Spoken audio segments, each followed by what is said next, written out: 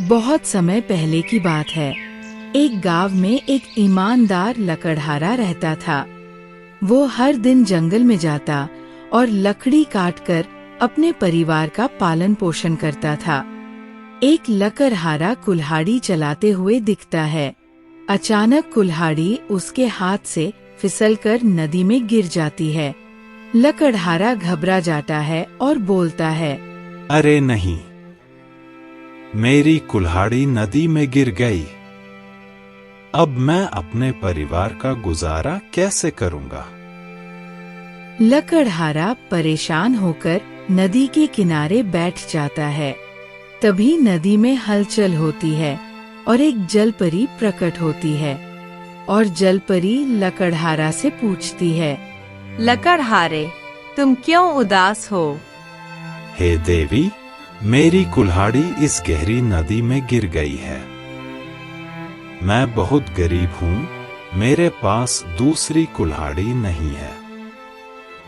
जलपरी मुस्कुराती है और पानी में समा जाती है। कुछ ही क्षणों में वह एक सोने की कुल्हाड़ी लेकर वापस आती है। क्या यह तुम्हारी कुल्हाड़ी है? नहीं देवी, मेरी कुल्हाड़ी तो साधारण थी। जलपरी फिर से नदी में समा जाती है और इस बार चांदी की कुल्हाड़ी लेकर आती है। क्या यह तुम्हारी कुल्हाड़ी है? नहीं देवी, मेरी कुल्हाड़ी तो साधारण लोहे की थी। जलपरी तीसरी बार पानी में जाती है और इस बार लकड़हारे की असली लोहे की कुल्हाड़ी लेकर आती है। क्या यह तुम्हारी कुल्हाड़ी है? हाँ देवी, यही मेरी कुल्हाड़ी है। बहुत बहुत धन्यवाद। जलपरी प्रसन्न होकर हंसती है और लकड़हारे की ईमानदारी से प्रभावित होती है। लकड़हारे, तुम्हारी ईमानदारी से मैं बहुत खुश हूँ।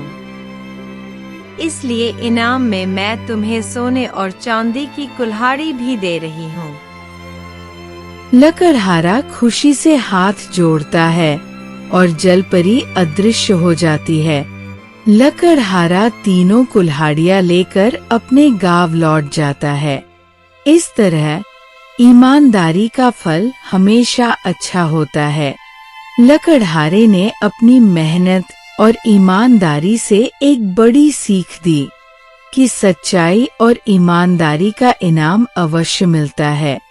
ये कहानी हमें सिखाती है कि हमें हमेशा ईमानदार रहना चाहिए। ईमानदारी का फल देर से ही सही, लेकिन जरूर मिलता है।